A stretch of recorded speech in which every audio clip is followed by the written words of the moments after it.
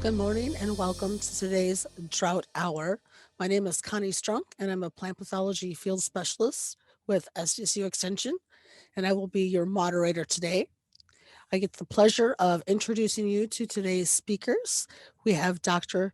Krista Ehlert and Heather Gessner, who will be presenting on weathering the storm in agriculture, how to cultivate a productive mindset. Dr. Krista Ehlert is an assistant professor and SDSU Extension Range Specialist, and Heather is a livestock business management field specialist. With that, I'm going to turn it over to you, ladies. Thanks, Connie. Let me bring up my PowerPoint here. You can see my screen? Okay. All right, thanks. So just a little bit of background. Like Connie mentioned, I'm Dr. Krista Ehlert. I am a range specialist with SDSU Extension. Part of the reason why I'm involved in this, and I think I speak for Heather when I bring this up, is that we kind of got involved in this farm stress and rural behavioral health initiative about a year and a half, 2 years ago. And part of the reason why we're both involved in it is I kind of like to put it in that if farmers and ranchers aren't out on the land with resilient mindsets to kind of weather the storm and all the highs and the varied lows that we have in agriculture, Heather and I don't get to do the really fun parts of our job, which is interacting with producers on, business management or range management, range ecology, those types of things. So today we're going to be talking about farm stress, but also kind of providing tools and techniques to help manage farm stress. This is, as you can see on the slides, it is branded by Michigan State University. Myself and other colleagues, Connie on the call, and then Heather did an online training. We were trained in how to facilitate these workshops with producers. And so with that, we'll get started. And just as a note, Heather and I will be switching on and off today just to kind of alleviate both of our stresses of one of us doing this whole thing. So here's our contact info. And this is the other people on our SDSU Extension team who are trained in the farm stress workshops. We have this workshop for producers, and then we also do another workshop that is more for agri-professionals, so those that work with farmers and ranchers. I think those of you who are on the call already know this very well, that agriculture is a stressful occupation. It ranks among the most hazardous industries. Farmers are at a higher risk for fatal and non-fatal injuries. And that high rate of injury can also lead to stress. So according to the US Bureau of Labor Statistics, the industry sector that represents ag was ranked third in the number and rate of fatal work injuries. And farmers, ranchers, and other ag managers had a fatal work injury rate of 24 people out of 100,000 full-time equivalent workers. And that's compared to 3.5 people out of 100,000 for all workers and more civilian occupations. So in ag, we have about an 8 times higher rate of fatal work injuries. So that's definitely nothing to scoff at, and I think really helps underpin the seriousness of those working in agriculture. So because of all of that, and the fact that about 100 ag workers suffered injury leading to lost work time, and then add on top of that financial pressures and issues involving property, weather, animals, and crops, it really can start to build up. And there's a saying that you can kind of handle one major stressor at a time, but once you add a second or a third stressor on top of that, it really can kind of become too much for some people. So because of that, it's really important that we learn how to manage our stress levels and reduce the effects of unwanted stress. And it's also important, as we kind of move through today, that you consider aspects of stress surrounding yourself, but also how that impacts your family and your loved ones who interact with you and how they manifest stress themselves. So let's define stress. Stress is defined as a need or demand that people confront. It's perceived as burdensome or threatening, and it can lead to physical or mental health problems. But some of you might be aware that not all stress is bad. So if you think about a wedding, a birth of a baby, holidays, depending on your family, they can be good stress or bad stress. Mine's kind of a mix on the latter. But right, we have situations where stress is helpful. It can help us get mentally and physically prepared for an event. That type of stress is called eustress. It energizes us. It's what keeps us going during seeding or harvesting or calving, right? Those really kind of high energy, high effort events that we have in agriculture. But when we suffer from too much stress, particularly if that is extended over a really long time period, then that's distress. And prolonged distress can result in physical problems, emotional problems, or both. And in many rural areas, there's a high percentage of visits to physicians that are due to stress-related illnesses. So what are the signs of stress? You can often kind of break these up into body, mind, and action, where in terms of your body signs of stress, those things are going to look like headaches, stomach aches, back aches, high blood pressure, high blood sugar, racing heart, nausea, heart palpitations, those kind of things. Your mind might be anxious, angry, sad, bitter, depressed, or you might even feel hopeless. And the result of those body and mind results in actions where you can't sleep, or maybe you sleep too much, you don't eat, or you overeat. So kind of these different extreme polar opposites, right? You might also see or use an increase of cigarettes, drugs, or alcohol. Some people break things, yell and scream, raise voices, or you might withdraw entirely. So actions that show signs of stress in you and others include all of these things on this slide here. And depressive systems, as a note, can also often lead to withdrawal. So think of how you as an individual, how these signs of stress might appear for you and how they might appear for other people. For example, when I'm really stressed, I can often get really bad headaches. I feel anxious, and sometimes I don't eat because I get too busy and I'm just like going. That looks really different for my husband, who, will kind of get angry and just, really irritated, and can kind of like start to withdraw when he's under a lot of stress, right? He just will hole up in order to get some things done. So, right, it looks different for everyone. And right now, I'll turn it over to Heather. Okay, so if we start kind of talking about some of those root causes of stress, and you think about where your stress levels are coming from on any given day, just kind of quick in your mind, think of some of those main stress causers for you. If you wanted to share them in the chat or the Q&A section, you're sure invited to do that.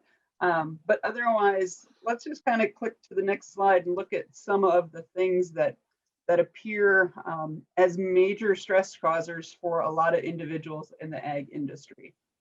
Some of these are pretty common for a lot of you, and maybe are some of the things that you wrote down, when we consider weather, debt loads that we may be carrying, different regulations, whether we're trying to do something new and we're trying to learn all the new rules and regulations. Maybe something new was just placed on your industry that you need to be complying with. Those types of things require that you get to a meeting or another Zoom webinar so that you can make sure that you've got your accreditation cards and those types of things, or that you're following all the rules as you went through. That machinery breakdown picture might be one of the most extreme cases, and hopefully you're never in a situation like that one. But this time of year, corn planter breakdowns or fertilizer truck breakdowns, those types of things slow us down. We're relying on somebody else at that point to help us get started. Maybe if we don't like or we're not good at machinery repairs, that just adds to the stress load and to the expense of the farming operation. It says high interest rates as one of the options. Currently, we're not really in that high interest rate situation, but when things, if we just think about the financial situation of the United States, of the state of South Dakota, of your operation as a whole, when we start thinking about those things and tying that financial situation in, everything counts. If we do have large debt loads and we are paying some interest, that's one of those things that really kind of bites at us, as we're paying for something that we don't really see a return on as it comes back to our operations.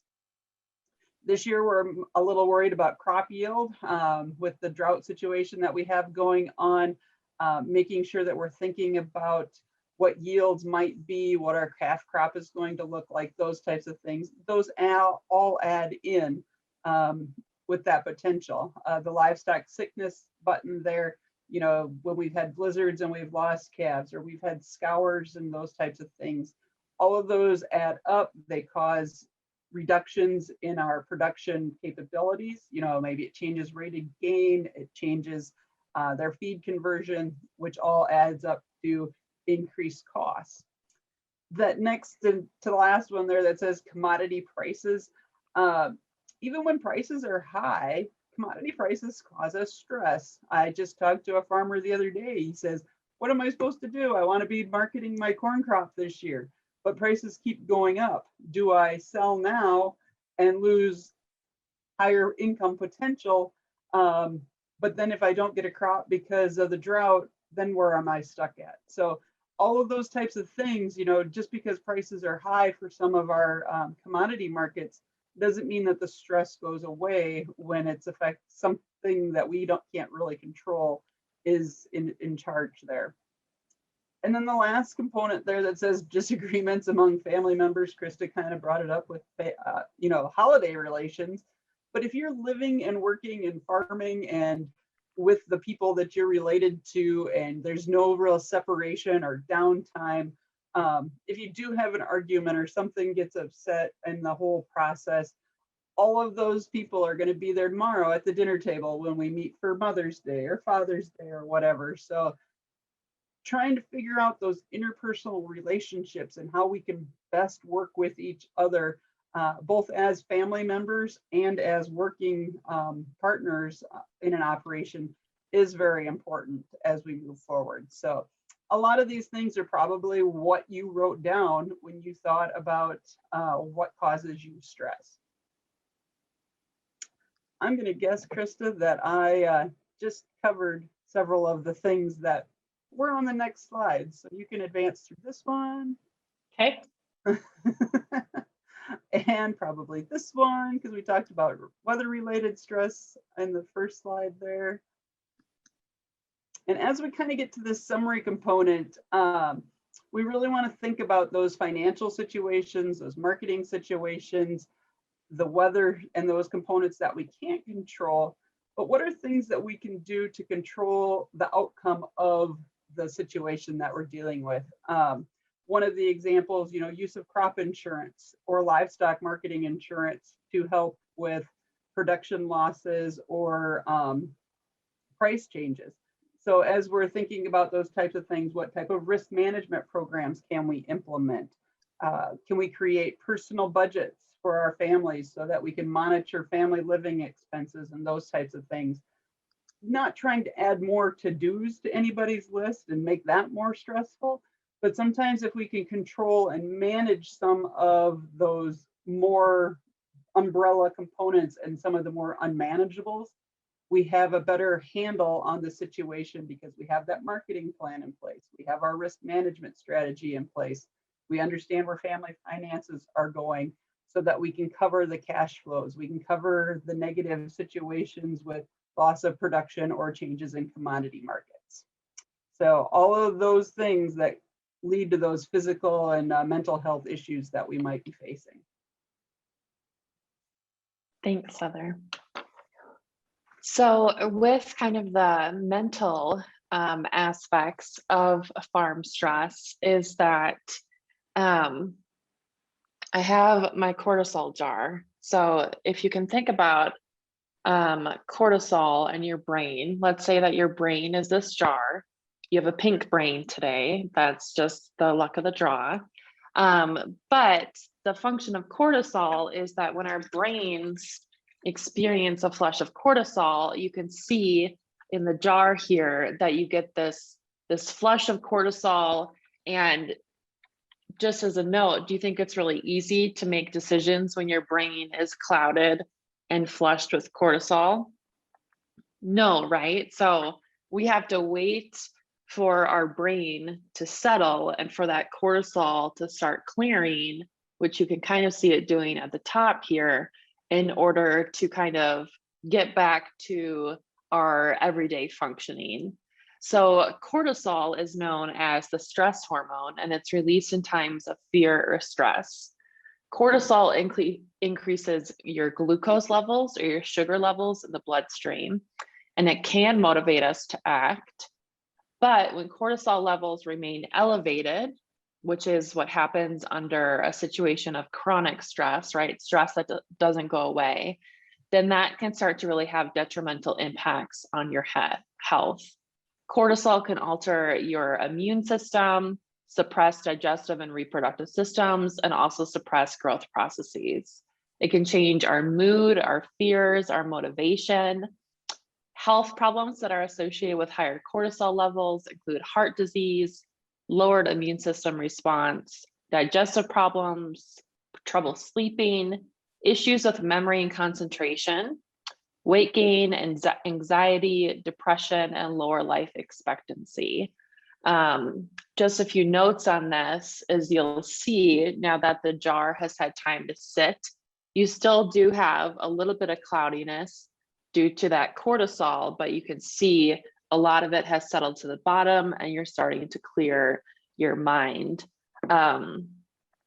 Cortisol in terms of health, as it's mentioned, it has a lot of health impacts. It's also, you know, a lot of people gain weight when they're under stress. We've seen that in the pandemic with last year.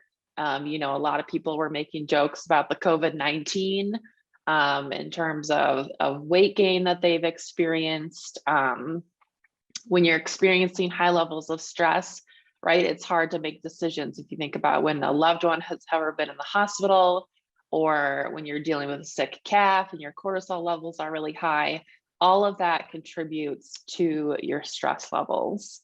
So we're going to get to some effective coping strategies that will help reduce those cortisol levels. And some of them you've probably already heard of, but some of them might be new. So all of you on the call are farmers, ranchers, or you're involved in agriculture some way. You have a toolbox somewhere on your place, on your operation, in your pickup. You might have a really organized toolbox, or you might have a really, really messy one that definitely would stress me out. But right, you have that toolbox, and you're not going to pick up a hammer when you need an Allen wrench, or you're not going to pick up a hammer when you need a saw. So tools are designed to do very different jobs. It's important to find the right coping strategy or the right tool to fit the situation. And you also want to remember to change strategies if the one you're using isn't working. For example, one of the strategies that we'll talk about is deep breathing. That works for some people, for other people it doesn't. For me personally, it depends on the situation. So some of those tools that we're going to talk about might have been in your toolbox for quite a long time. You might just have forgotten how to use them. So we're going to cover those coming up here. But first, some key points are to think about the ways that you seek to manage stress. What does that look like for you? What does that look like for your family, right? Stress doesn't only impact us as individuals, It impacts the people we live with. It impacts the people we love. It impacts our colleagues, our work colleagues, right? And think about matching the strategy you will use to a particular need. And some of the strategies that we're going to talk about today, it's not an exhaustive list. There are certainly other strategies available like exercise that we don't cover today. But again, learning new strategies or adopting different ways of managing stress that you have not used before might be necessary if you really do want to combat those cortisol levels and your stress levels.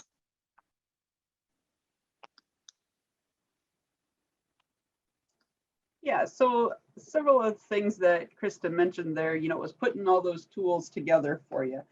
So, just like whether you're doing soil samples and utilizing those results so that you can make better fertilizer recommendations, or you utilize a ration balancer so that you're getting the right nutrients to your cattle so that they grow the right ways. Those are some of the tools that you're used to using, and they're very common to you. So we're going to kind of run through some of these things that maybe you don't consider. So we've kind of got 3 different strategies that we're going to show and demonstrate, and maybe have you walk through a little bit with us as we go through today's presentation. So the first one that we have is called Use Self-Talk. And if you read that quote there, it's kind of, enlightening to think about a little bit, because we talk about, when the words that we use when we're talking to children and those types of things they hear more than what they hear everything you're saying, and it really hits home deep. So be careful how you're talking to yourself, because you're listening to that as well. And that's one of those important components as we're thinking about, is making sure that we are using some positive words for ourselves as well. We go to a little kid's baseball game and they strike out every time they're at bat. We tell them, you did the best that you could. You used the tools, you went to practice, you're doing the things that you know how to do. Make sure you're thinking about that in the forms of approving your marketing plan. You had a marketing plan put in place, and when prices started increasing 3 days in a row, you were going to make a sale, and you did, and you sold at a profit. Tell yourself, good job. Don't beat yourself up because the corn market went up 70 cents the next day. So some of those types of things to think about when we talk about self-talk and the things that you have going on with your operations.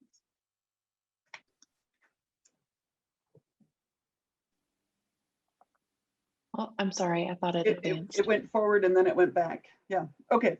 So how do you respond to your own thoughts? And that's some of the things that we really kind of need to start switching some of our mindset and some of our frame of thinking, is that, we sometimes struggle to control those thoughts, some of those feelings or the body sensations that maybe you get as we move forward.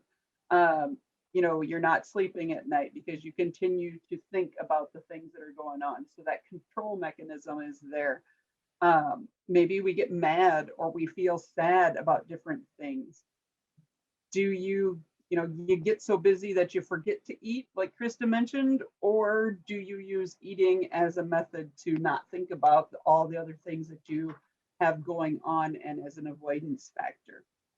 And then another question to think about is, are you blaming yourself, or you're feeling that you should be blaming yourself for something that went wrong?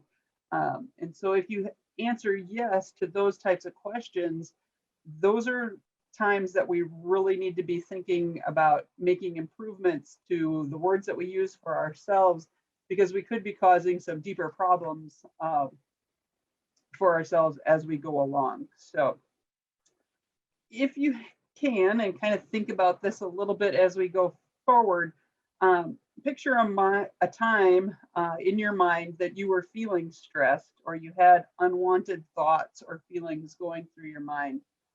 Maybe it just happened this morning, maybe it was the last couple of days.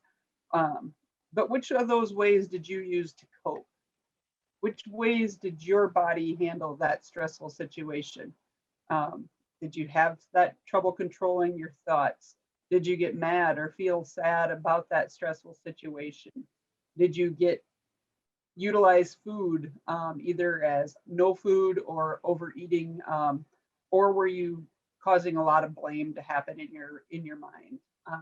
So if those are the things that are going forward, we really need to think about different methods. Overeating is not good for you. Neither is not eating because of the nutritional components.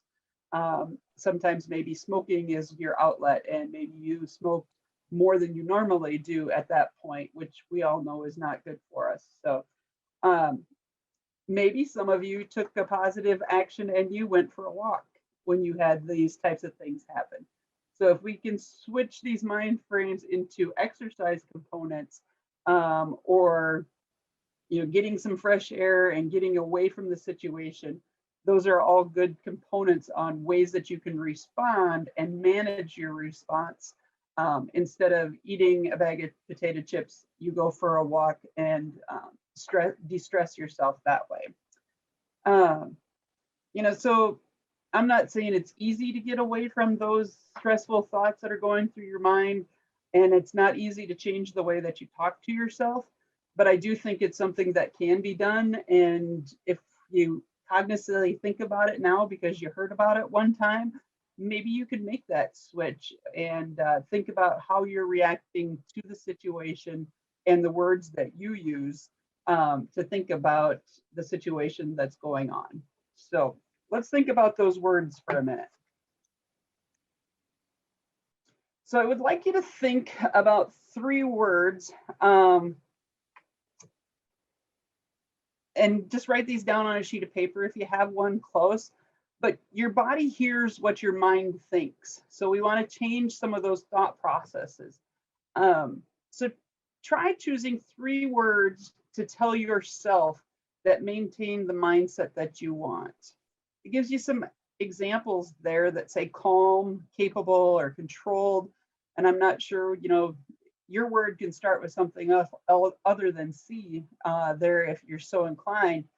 But if you emulate those words or want to emulate those words of being calm and capable and controlled, maybe those are the words that during a stressful situation you tell yourself and repeat over, and they help move through that stressful situation for you.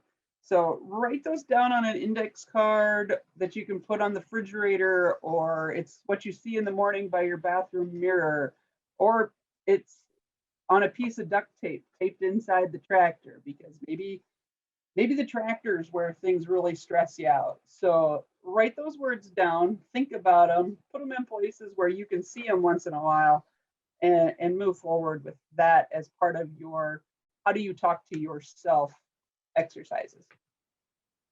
And it's your turn there, Krista.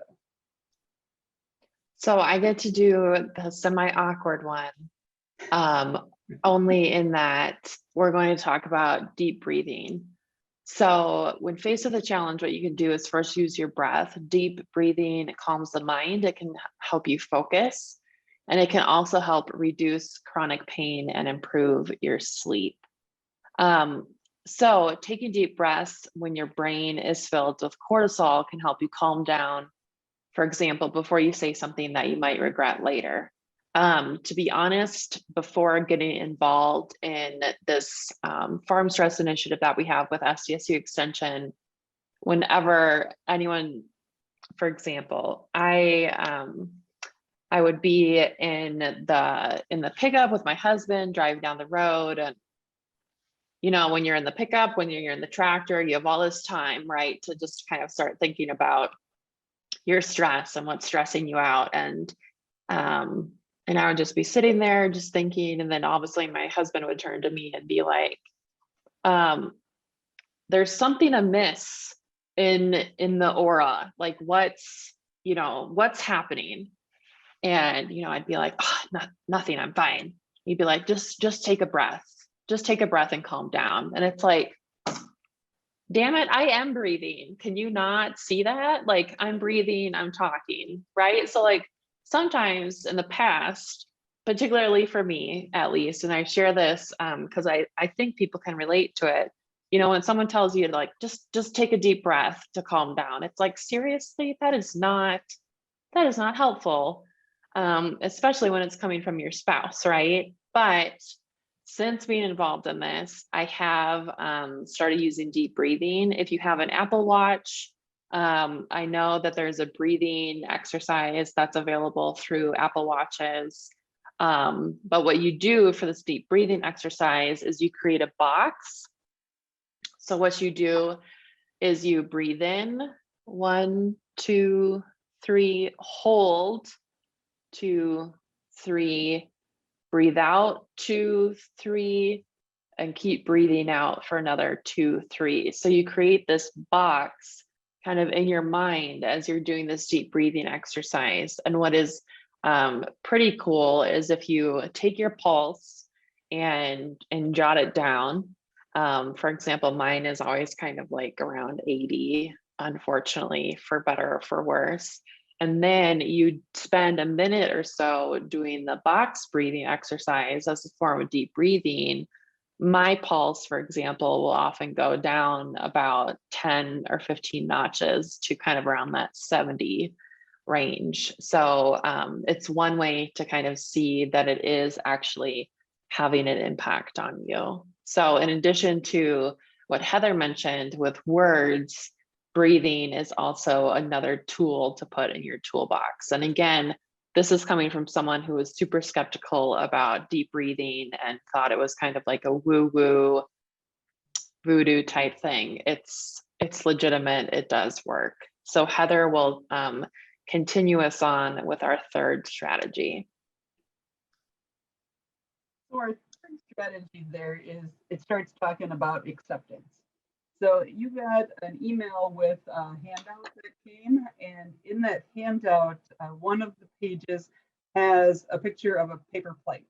So we call this our paper plate activity because we hear the phrase a lot, I've just got so much on my plate. So if you could take your paper plate out, whether you have one at your house or the one in the handout, I'd like you to take a minute and just write down all the things on your plate at this time. What are the things that you need to do, things that are stressing you? And you can put them anywhere on that plate you want. It doesn't really matter that way. You can get creative with them and draw as well if you want to express some feeling with a certain stressor. So take a couple minutes. I know we don't have time for a couple of minutes. I'll give you just a couple seconds to write down all the things that stress you out on that paper plate.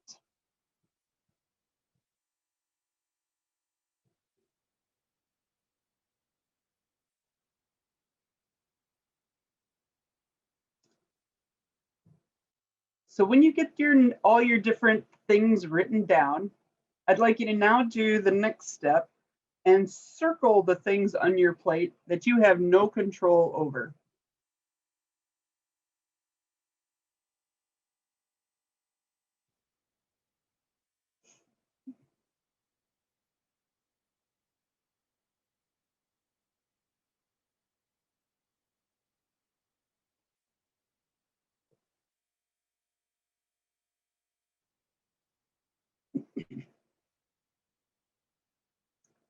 So if we were all together, I would like to ask you, to indicate how many of those things were circled. And for a lot of people, the things on that pie plate, most of them are circled because the things that stress us out are the things that we can't control. We can't control the weather. We can't control the corn market moving up and down or the feeder cattle market moving up and down. We can't control COVID and the reaction of whichever organization we work with. We're not able to control the amount of schoolwork our kids get sent home with. The things that we can do is figure out how to work with those different stressors that we have on our plate. So that quote there says, if you don't like something, change it. If you can't change it, change the way you think about it.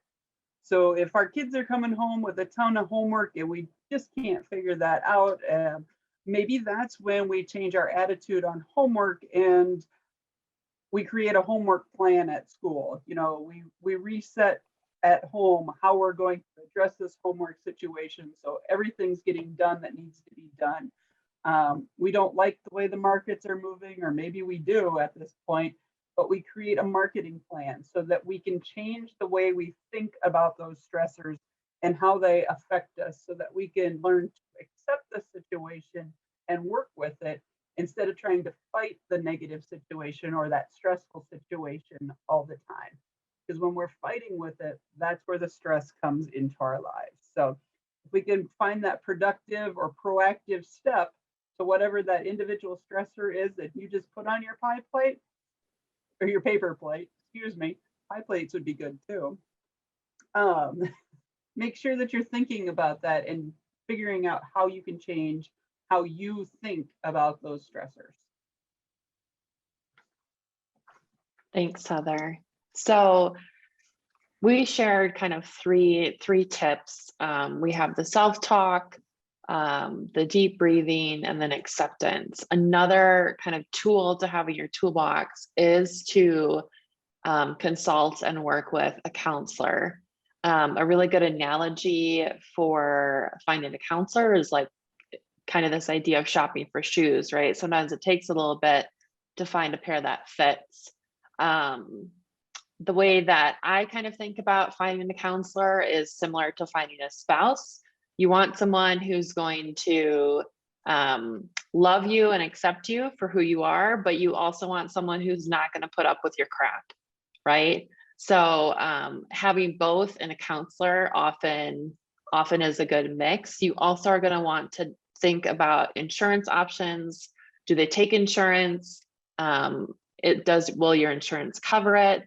Determine the type of professional you need. Make sure that they are licensed. Look for a connection, right? Similar to finding a spouse, you might have to go on a couple of first dates kind of with a counselor to get a feel for who has the right approach for your particular problem. You can also, most counselors will chat with you on the phone before your first appointment. And it's also important to kind of discuss a timeline. You know, how many sessions will your insurance cover? If your insurance does cover it, sometimes that's 5 sessions, sometimes it's 9. It depends on your carrier.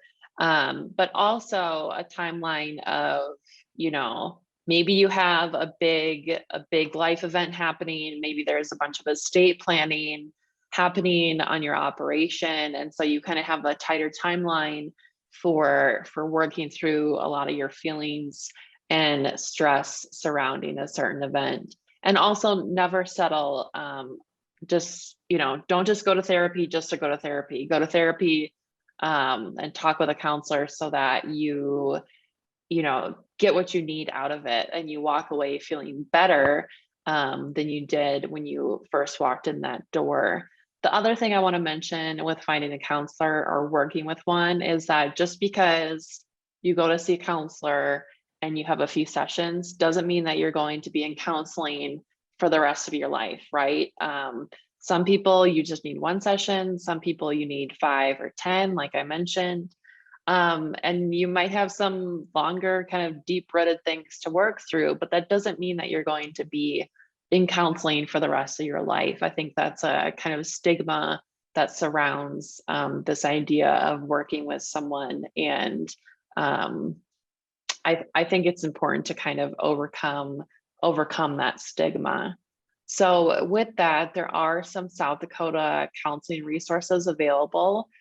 If you go to helplinecenter.org, you'll be able to find key community resources for both kind of the major areas that we have in South Dakota, the Black Hills, Sioux Falls, and Brookings.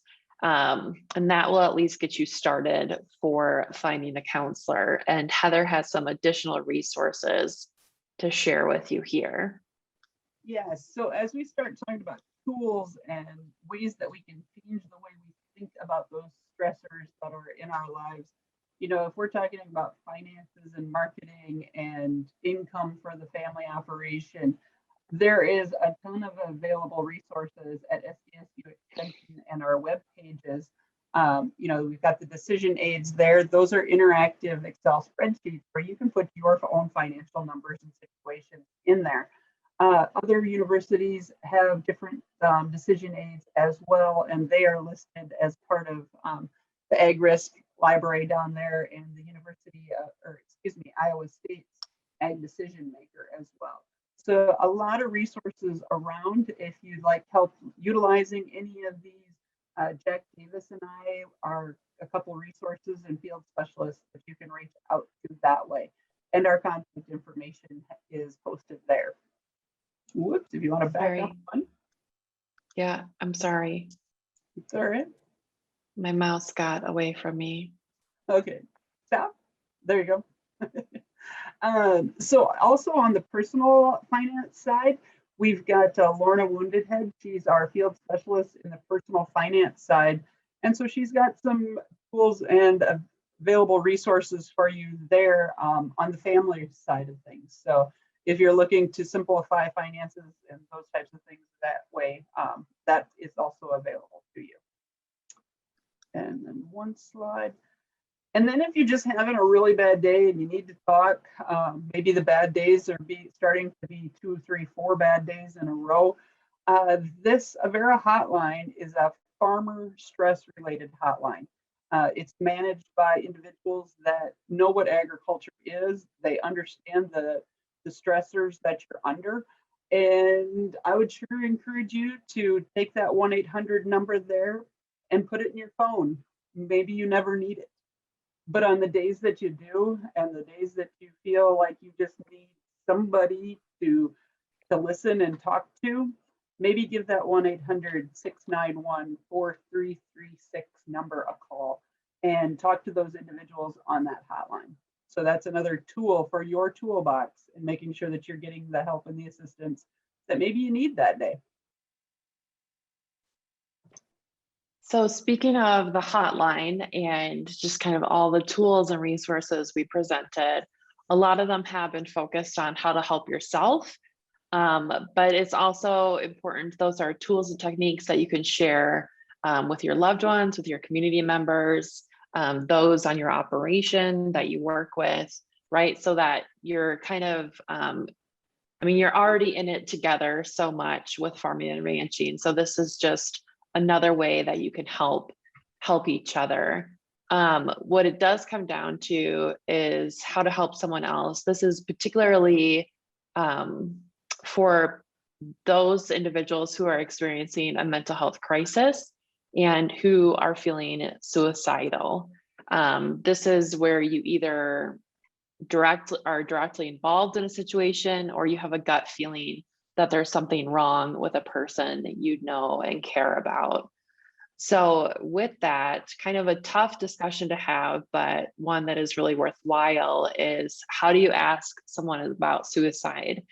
And you might need to do this at some point in your life, maybe not today or tomorrow, but maybe 12 weeks from now or 12 years from now.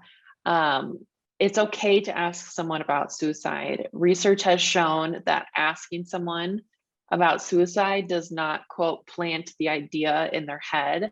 If they already are thinking about suicide, and moreover, if they already have a plan of what they are going to do to complete suicide, they have been thinking those thoughts for quite a while. So that's why it's really important that you ask directly, are you having thoughts of suicide? Name what they are going to do. That's really powerful.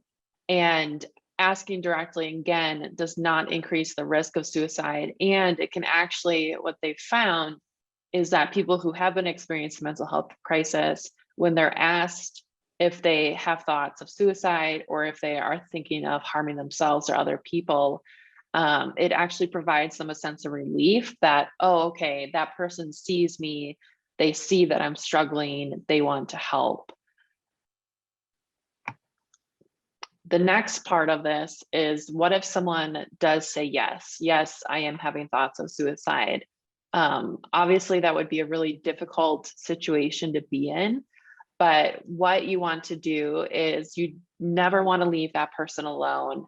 Don't even let them go to the bathroom by themselves. Don't leave them alone at all. What you want to do is call for help. call the suicide prevention hotline, call 911, and take them to the hospital or a place where their healthcare provider is, so that they can get the help and intervention that they need, so that they are with us another day. With that, Heather mentioned the National Suicide Prevention Lifeline. It is 1-800-273-TALK or 8255. And what I've done since getting involved in the farm stress initiative that we have here with SDSU Extension is, if in your contacts, you put the National Suicide Prevention Lifeline number and then put an asterisk or a punctuation mark at the very beginning of the contact's name, it puts it at the very top of your contact list, because I think we can all understand that if you ever have a situation where there's an emergency, you don't want to be fumbling around for a phone number. And so now it's kind of important to think about, where are you going to go from here? Are you going to utilize the tools that you have in your toolbox, or are you going to kind of keep with your status quo of always having that really high cortisol level, those high stress levels that impact not only you and your health, but also impact your families? So with that, we hope that you were able to pick up some tips and techniques from today's webinar. And I also want to share that this webinar, although it's part of Drought Hour, it's also kind of the first in our series that we're going to be kicking off about farm stress. So May is Beef Month, and it's also the Mental Health Awareness Month. So we thought this would be a really good way to kind of bring those two pieces together, is by kicking that off with this farm stress presentation. And then in June, July, and August, we're going to have additional presentations about mental health first aid, wellness and well-being, and mindfulness. And then in September, during the National Suicide Prevention Week, we will be ending with a presentation on suicide prevention. So we hope that you help us spread the word on those other additional farm stress offerings that will be happening. And if you have any questions or comments, feel free to put them in the chat or the Q&A. And thank you for joining us today.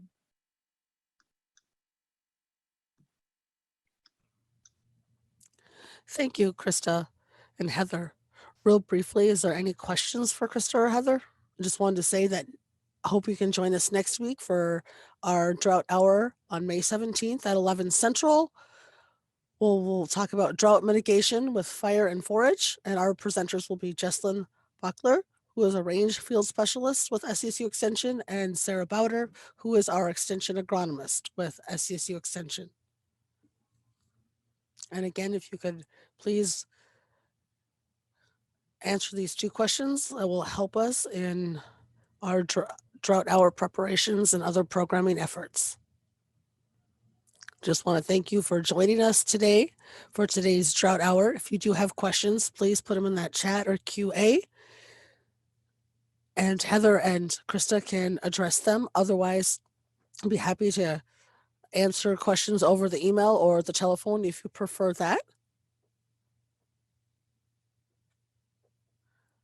But just thank you all for your attendance today, and we will see you next week.